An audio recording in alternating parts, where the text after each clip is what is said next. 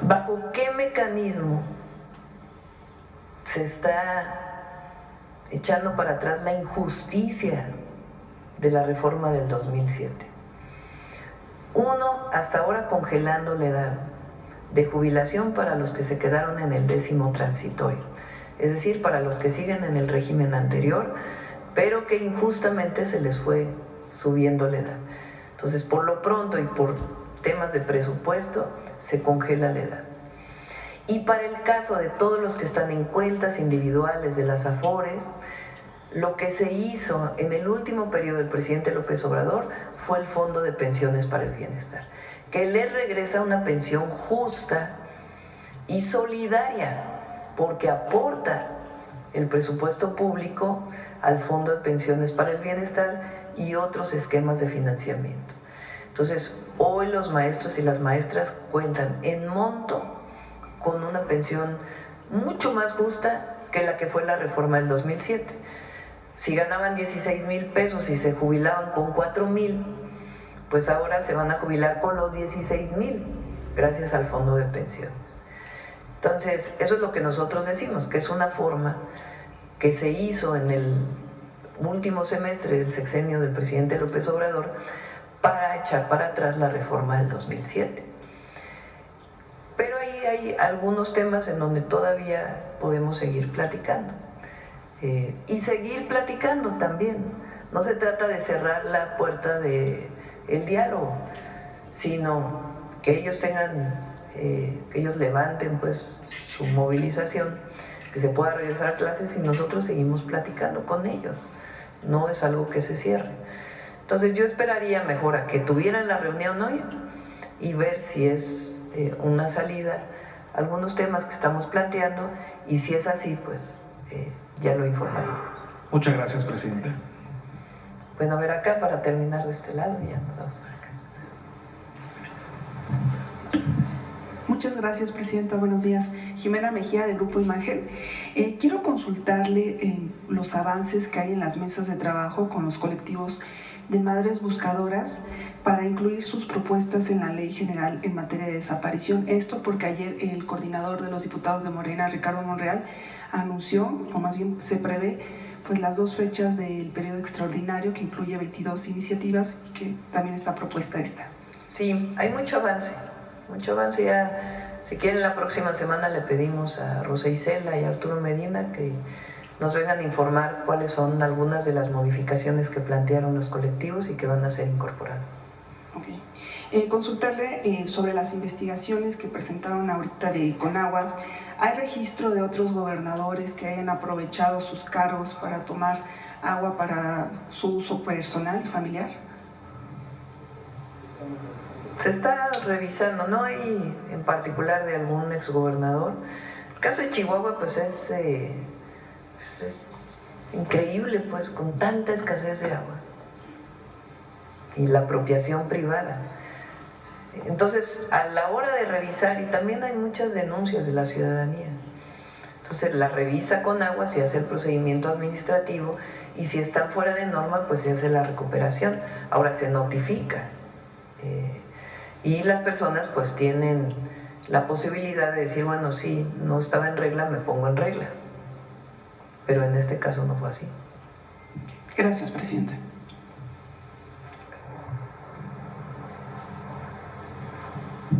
Gracias, presidenta. Buenos días, Karina Aguilar, de Diario 24 Horas. Preguntarle también, ayer el fiscal, al momento del fiscal especial de Ayotzinapa, dio unas declaraciones previas a su encuentro. En ella señalaba que ya se están buscando los cadáveres de los jóvenes. ¿El gobierno da por muertos ya a los jóvenes? Es una declaración muy desafortunada.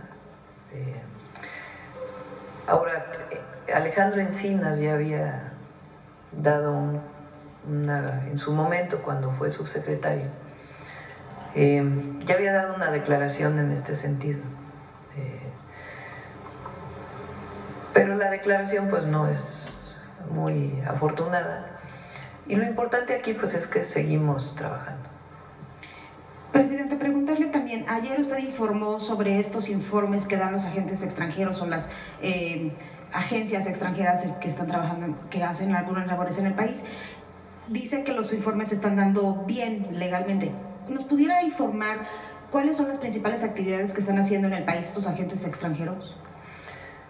Bueno, ellos informan en el marco de la ley, reuniones que tienen, actividades que se desarrollan y las informan todos a la Secretaría de Relaciones Exteriores en el marco de nuestras leyes. Pero les informan si van si hacen alguna vigilancia particular para hacia algún grupo criminal o hacia algunos personajes. Esa información se da, digamos, al más alto nivel, más que un informe escrito de una actividad de un agente de alguna agencia de los Estados Unidos. Si hay información que tiene alguna agencia de los Estados Unidos, el Departamento de Estado, mismo la Agencia de Aduanas y Migración de los Estados Unidos, que tenga que ver con alguna actividad delincuencial o incluso alguna solicitud de extradición, eso se ve en más alto nivel con la Secretaría de Seguridad y Protección Ciudadana o con el secretario de la Defensa, el secretario de la Marina, a partir de esquemas de colaboración bien determinados. Entonces, esa es, digamos, la colaboración que se tiene en muchos casos de información e inteligencia. Entonces, Estados Unidos informa al gobierno de México de información que tiene de algún grupo delincuencial, el gobierno de México lo checa, se trabaja con la Fiscalía General de la República y se procede en todo caso a alguna operación para alguna detención. Pero son mecanismos establecidos que no tienen que ver, digamos, con... los agentes lo que hacen es reportar, pues me reuní, realicé, en un protocolo que está perfectamente determinado de cómo debe ser esa información. Gracias. ¿Conagua nos pudiera informar de la revisión que están haciendo? ¿Cuántos litigios se tienen en este momento en contra de particulares que tienen pues agua a su disposición y también si de los que se han recuperado, cuántos metros cúbicos ya se han recuperado, por favor?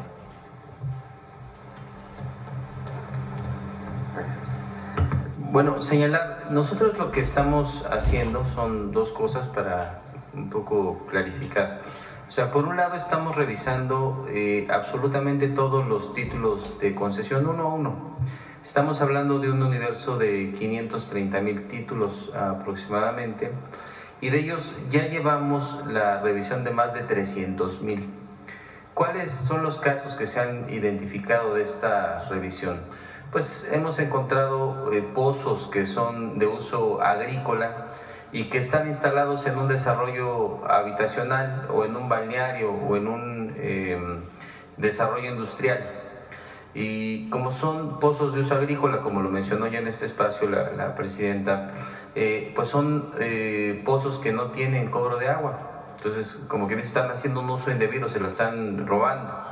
Lo que estamos haciendo, una vez que hacemos esta revisión, procedemos a una revisión de campo en la que personal de la Conagua se presenta en estas instalaciones donde están los aprovechamientos, y en ese momento realizamos la verificación y vemos cuál es el estado real, qué uso se le está dando a esta agua, si se trata de un error, digamos, en la inscripción o si realmente se está llevando a cabo este aprovechamiento.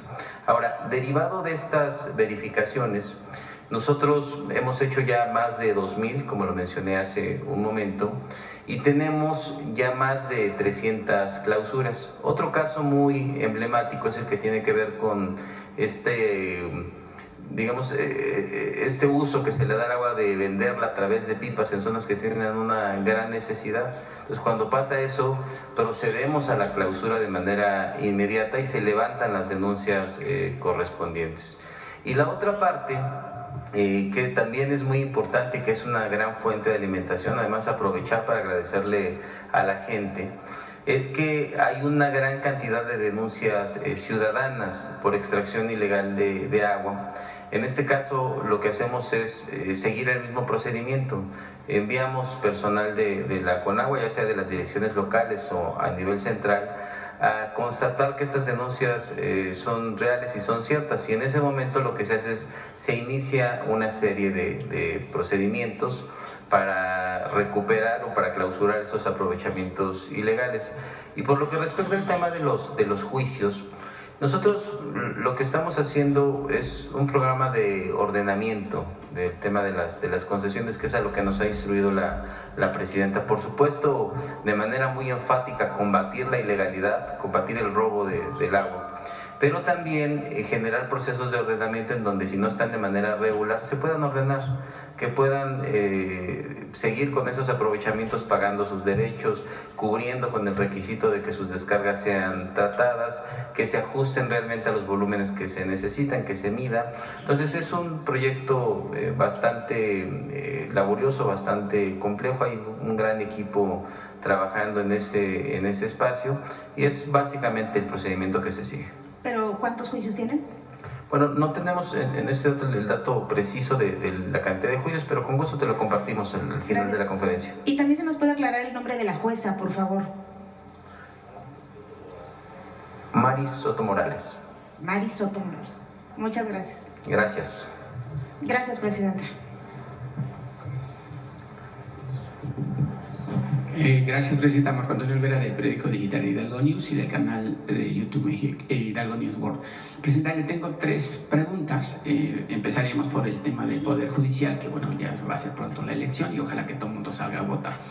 Presidenta, ¿cuál fue la decisión de que usted no haya retomado, digamos, la línea de asignar o seleccionar a los integrantes de la Corte? Usted los selecciona, o así se hacía en anteriores, se seleccionaban los nombres y se pasaban a la Cámara para que hubiese una votación, y si no se acordaba, bueno, pues ya usted era, o el presidente en turno, como es su caso, se designaba a los integrantes de la Corte. ¿Cuál fue la decisión por la que usted renunció, como lo acaba de mencionar?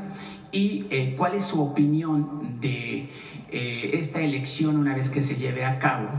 ¿Cómo será la justicia en México para los ciudadanos comunes y corrientes, los que viajan en el metro, las peceras, los campesinos, las amas de casa, que muchos de ellos pues son vapuleados y que no han alcanzado a 200 años de la independencia de México una justicia, ni mucho menos como lo soñó el generalísimo Morelos?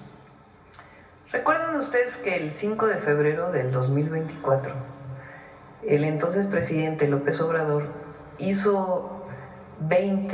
presentó al pueblo de México 20 iniciativas, 18 constitucionales y 2 de cambios legales, a propuesta para que se pudieran aprobar antes de que él se fuera o después? ¿Qué tiene que ocurrir para que haya un cambio constitucional?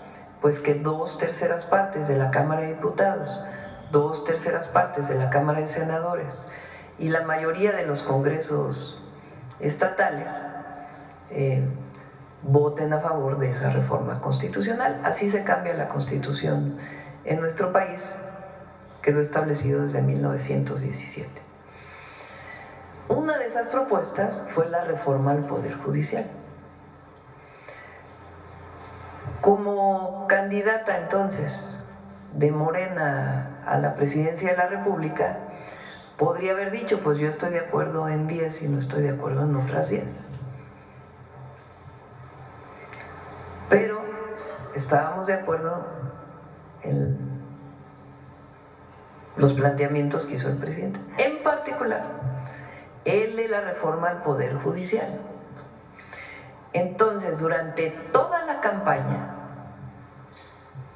estuve planteando en todas las asambleas, todas las reuniones, todos los mítines, con todos los sectores, incluso en todas las asambleas hacía yo una votación.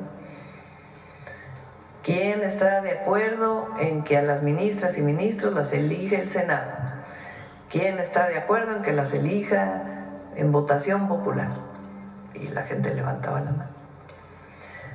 Cuando triunfamos el 2 de junio, después vino la calificación de la elección a presidenta, a diputados y a senadores. Recuerden que vino una andanada de la oposición diciendo que iba a haber sobrerepresentación de nuestra alianza, de nuestro grupo de partidos que postulamos juntos a la gran mayoría de los candidatos, que son Morena, el Partido Verde, el Partido del Trabajo. Entonces se hizo la calificación de la elección y se demostró que lo que decía la ley pues era lo que aplicó el Tribunal Electoral para poder determinar quiénes eran diputados y senadores. A partir de ahí pues se aprueban las reformas constitucionales. Al presidente le toca todavía en septiembre, el 15 de septiembre se publica la reforma al Poder Judicial y después se publican otras dos reformas muy importantes. El paso de la Guardia Nacional definitivo a la Secretaría de la Defensa Nacional y la reforma al artículo 2 constitucional de que los pueblos originarios por primera vez en la historia de México sean sujetos de derecho, del México independiente, y tengan plenos derechos los pueblos originarios y afrodescendientes. Esas tres se publican cuando el presidente López Obrador todavía era presidente. De octubre a la fecha, pues nos toca a nosotros otras, y otras que presentamos también nosotros, como la igualdad sustantiva de las mujeres y otras reformas constitucionales. ¿Por qué estamos de acuerdo? ¿O por qué el pueblo de México estuvo de acuerdo en que se transformara el Poder Judicial a partir del voto popular? Pues porque no hay justicia.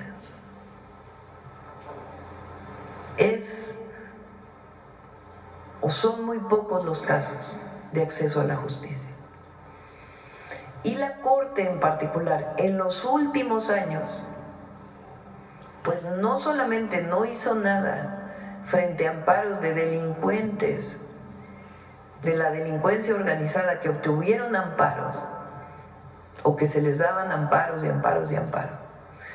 Tampoco hizo nada frente, o fue cómplice, algunos de los ministros, de, por ejemplo, la liberación de las cuentas de la esposa de García Luna, o muchos otros temas, de permitir que haya impunidad en el pago de impuestos, es decir, que no se paguen impuestos. O temas, por ejemplo, en donde la Corte decidió tomar una posición política en contra del poder legislativo de ciertas leyes que por encima de sus funciones evitaron que entraran en función ciertas leyes, como el caso de la eléctrica. Todo eso, más aparte el reconocimiento de la propia presidenta de la Corte, de que en realidad no había carrera judicial, sino que hay puro nepotismo, porque supuestamente hay una carrera judicial donde haces exámenes para poder llegar a juez y luego a magistrado, que eso va a seguir, o sea, la carrera judicial para quienes son parte del Poder Judicial. Pero ya la decisión definitiva de quién es juez o quién es magistrado o quién es ministro, pues es del pueblo de México. Entonces, ¿cuál carrera judicial? Si es puro dedazo de amigos, primos, hermanos, si no, ¿cómo se explica que la mitad del Poder Judicial sean amigos, primos, hermanos de los ministros, de los magistrados, de un estado, de otro estado? Entonces, la decisión de renunciar, porque es eso, porque yo podría haber dicho, no, sí soy candidata de Morena, pero no estoy de acuerdo con la reforma al Poder Judicial. O al final, cuando ya ganara, hubiera dicho, no, pues fíjense que no se van a elegir todos y yo le pido al Congreso. Pues no, primero no traicionamos lo que hablamos con el pueblo. Y segundo, le va a hacer muy bien al país. Se va a refrescar el Poder Judicial. Y además viene una segunda reforma, no reforma a las leyes, porque la reforma al Poder Judicial dice que hay casos que se tienen que resolver más rápido. ¿Cuántos casos no hay de una denuncia que se pone y tarda 10 años en resolverse? Miles. Prácticamente todos. No hay justicia expedita.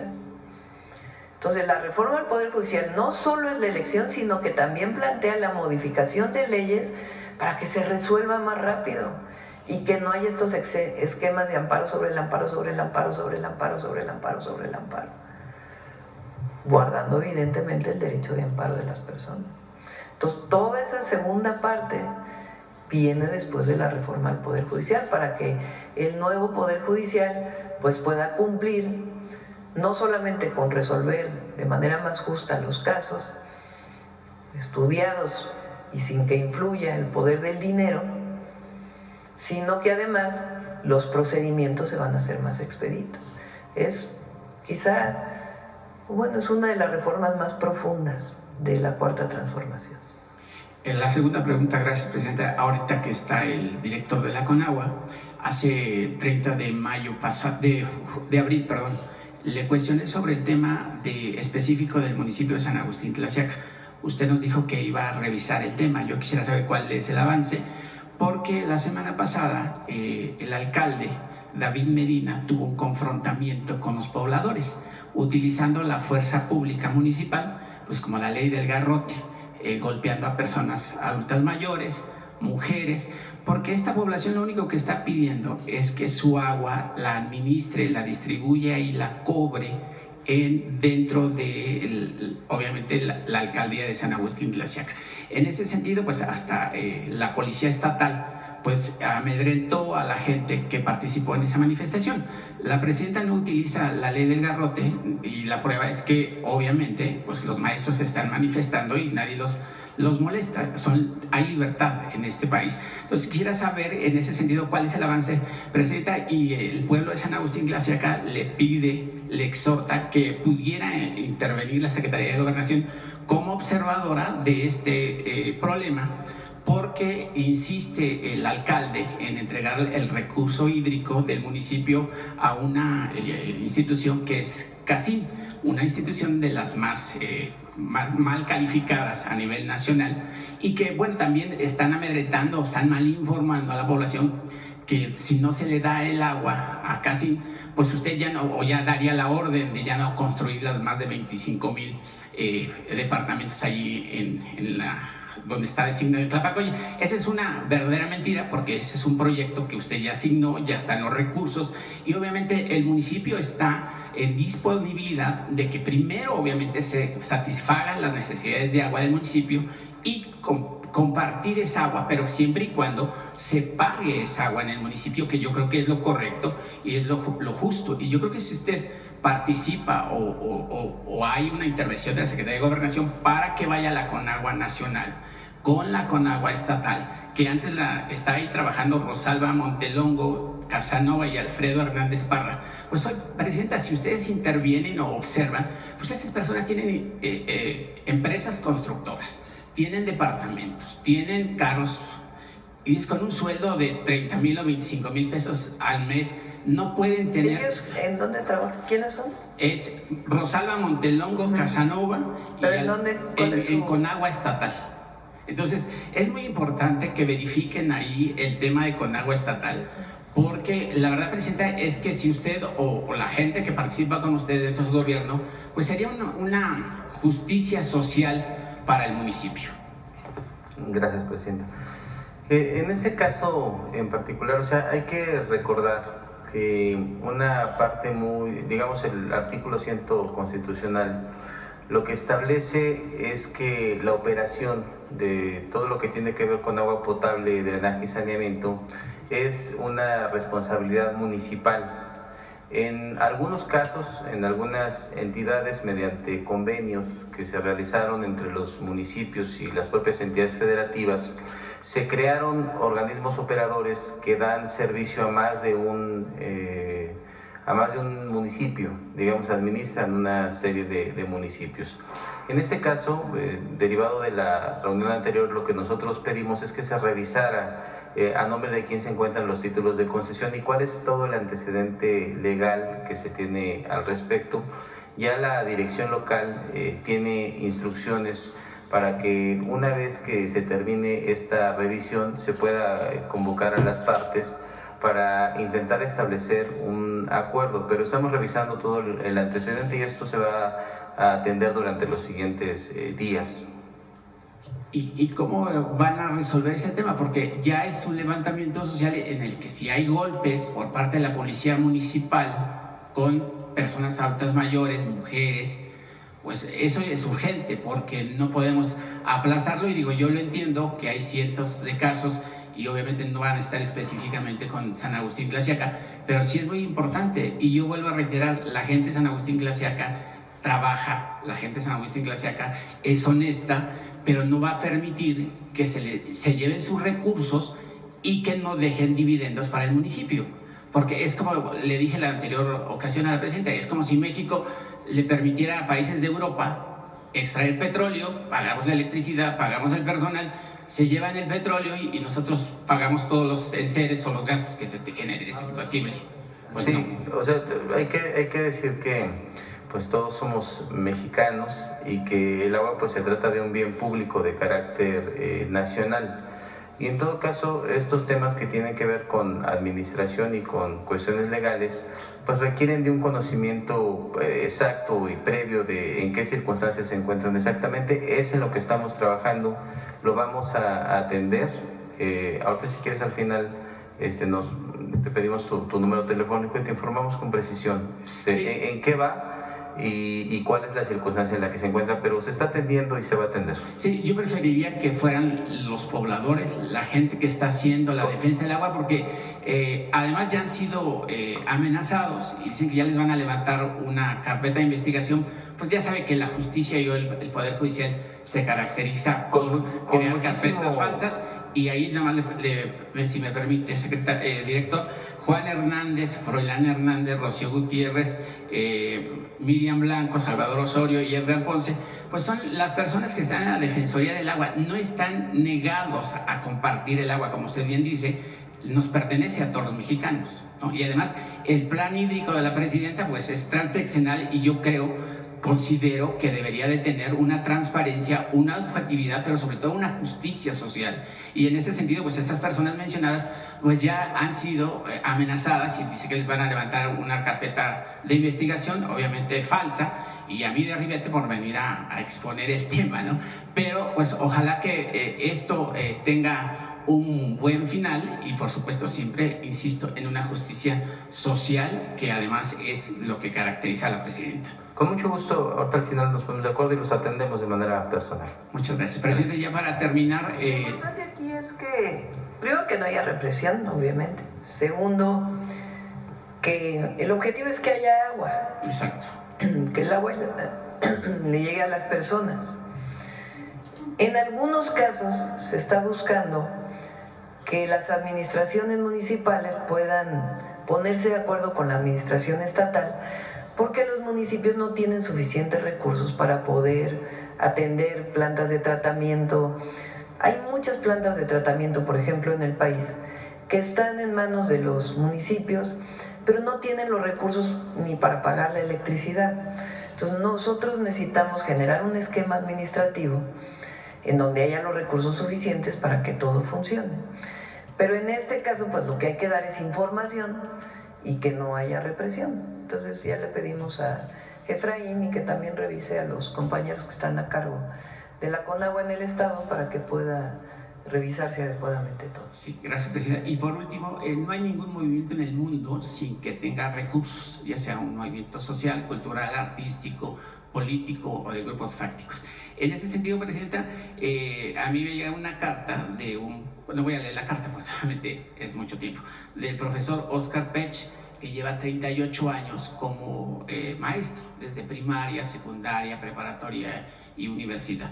Él dice, como integrante maestro al interior de este gremio que enseña a los alumnos, que bueno, el movimiento de la CENTE pues participan maestros de Chiapas, Oaxaca, Guerrero y ahora Zacatecas. Zacatecas es muy curioso, dice Pech, porque pues ahí hay pues, una mano meciendo la cuna, pues nada más y nada menos que es Ricardo Monreal, que con mecanismos económicos pues financia para que esto siga un golpeteo hacia su gobierno. Yo creo que no supera, ¿no? En ese sentido, Presidenta, pues usted le dio el 9% de aumento salarial a los maestros. Nunca antes visto. No, lo que pasó en Zacatecas, porque todo en su justo término, ¿no? Porque todo lo que pasa en Zacatecas, pues, ahora parece que es Ricardo Monreal.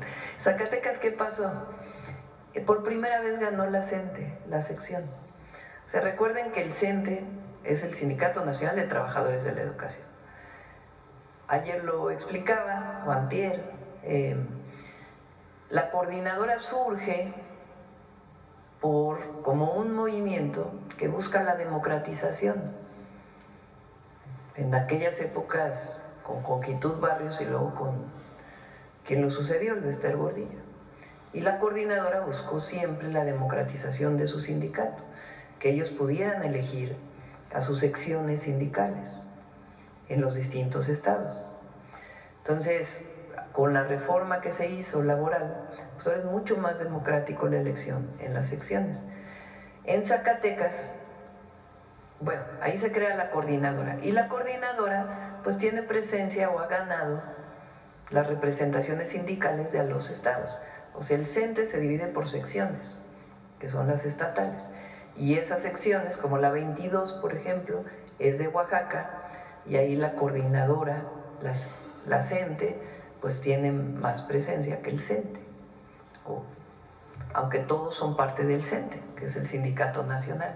Entonces, por primera vez, en Zacatecas ganó la CENTE, la sección sindical, entre otras, pues por esta apertura en la elección de las secciones. Entonces, por eso hoy Zacatecas, pues, la mitad de Zacatecas, poco menos de la mitad de las escuelas están en paro y están participando. Ya los temas más políticos y eso pues es otra cosa, pero sí hay que explicar pues cuál es la razón, ¿verdad? Chiapas también tiene la coordinadora. Por ejemplo, Michoacán también la coordinadora tiene mucha presencia, pero ellos decidieron no irse a paro. Entonces también depende de cada uno de los estados de la República.